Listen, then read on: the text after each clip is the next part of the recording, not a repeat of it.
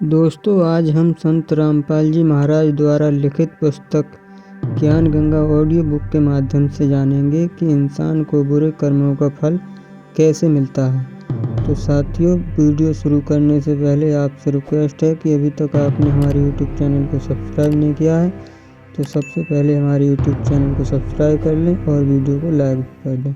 तो आइए ज्ञान गंगा ऑडियो बुक सुनते हैं। कलयुग में सत्ययुग। संत रामपाल जी के सत्संग वचनों से उद्घृत। सत्ययुग उस समय को कहते हैं जिस युग में अधर्म नहीं होता, शांति होती है, पिता से पहले पुत्र की मृत्यु नहीं होती, स्त्री विधवा नहीं होती, रोग रहित शरीर होता है, सर्व मानव भक्ति करते हैं, परमात्मा से डरने वाले होते हैं क्योंकि वे आध्यात्मिक ज्ञान के सर्व कर्मों से परिचित होते हैं, मन कर्म वचन से किसी को पीड़ा नहीं देते तथा दुराचारी नहीं होते, जति सती स्त्री पुरुष होते हैं, वृक्षों की अधिकता होती है, सर्व मनुष्य वेदों के आधार से भक्ति करते हैं। वर्तमान में कलयुग है, इसमें अधर्म बढ़ चुका है।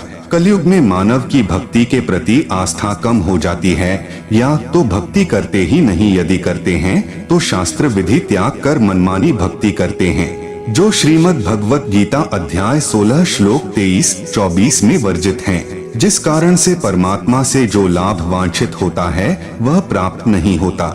इसलिए अधिकतर मनुष्य नास्तिक हो जाते हैं। धनी बनने के लिए रिश्वत, चोरी, डाके डालने को माध्यम बनाते हैं, परंतु यह विधि धन लाभ की न होने के कारण परमात्मा के दोषी हो जाते हैं तथा प्राकृतिक कष्टों को झेलते हैं। परमेश्वर के विधान को मानव भूल जाता है कि किस्मत से अधिक प्राप्त नहीं हो सकता। यदि अन्य अवैध विधि से धन प्राप्त कर लिया तो वह रहेगा नहीं। जैसे एक व्यक्ति अपने पुत्र को सुखी देखने के लिए अवैध विधि से धन प्राप्ति करता था, कुछ दिनों पश्चात उसके पुत्र के दोनों गुर्दे खराब हो गए। जैसे तैसे करके गुर्दे बदलवाए 3 लाख रुपए खर्च हुआ। जो धन अवैध विधि से जोड़ा था वह सर्व खर्च हो गया तथा कुछ रुपए कर्जा भी हो गया। फिर लड़के का विवाह किया। 6 महीने के पश्चात बस दुर्घटना में इकलौता पुत्र मृत्यु को प्राप्त हुआ। अब न तो पुत्र रहा और न ही अवैध विधि से अर्जित किया गया धन। शेष क्या रहा? अवैध विधि से धन संग्रह करने में किए हुए पाप जो अभी शेष हैं, उनको भोगने के लिए जिससे पैसे ऐंठे थे उनका पशु यानी गधा, बैल, गाय बनकर पूरे करेगा। परंतु परम अक्षर ब्रह्म की शास्त्रानुकूल साधना करने वाले भक्त की किस्मत को परमेश्वर बदल देता है, क्योंकि परमेश्वर के गुणों में लिखा है कि परमात्मा निर्धन को धनवान बना देता है। सत्ययुग में कोई भी प्राणी मांस, तंबाकू, मदिरा सेवन नहीं करता, क्योंकि वे इनसे होने वाले पापों से परिचित होते हैं।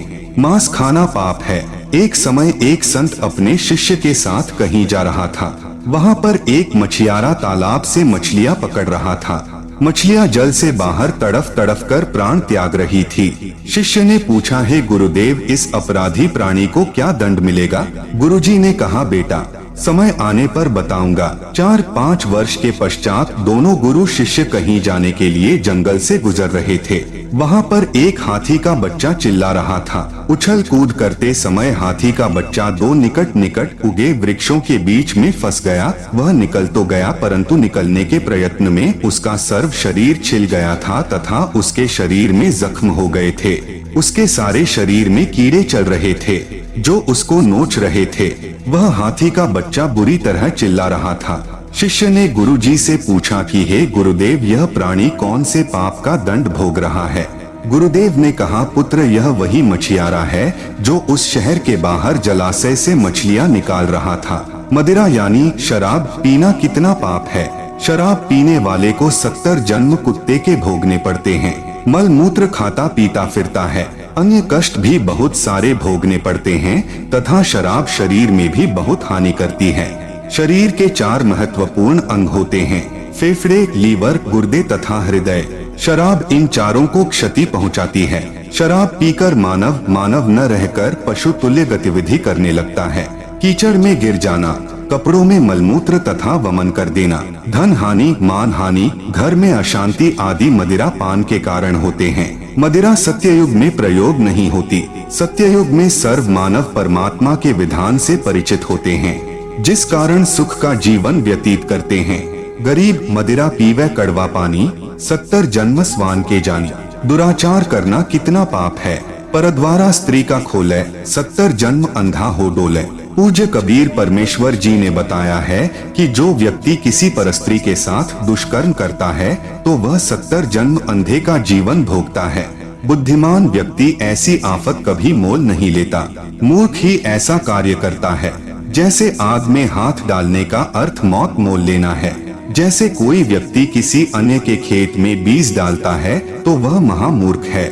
बुद्धिमान व्यक्ति ऐसा कभी नहीं कर सकता। वैश्यागमन को ऐसा जानो जैसे कुर्डियों पर गेहूं का बहुमूल्य बीज का थैला भर कर डाला है। यह क्रिया बुद्धिमान व्यक्ति नहीं कर सकता, या तो महामूर्ख या शराबी निर्लज अर्थात घंड व्यक्ति ही किया करता है।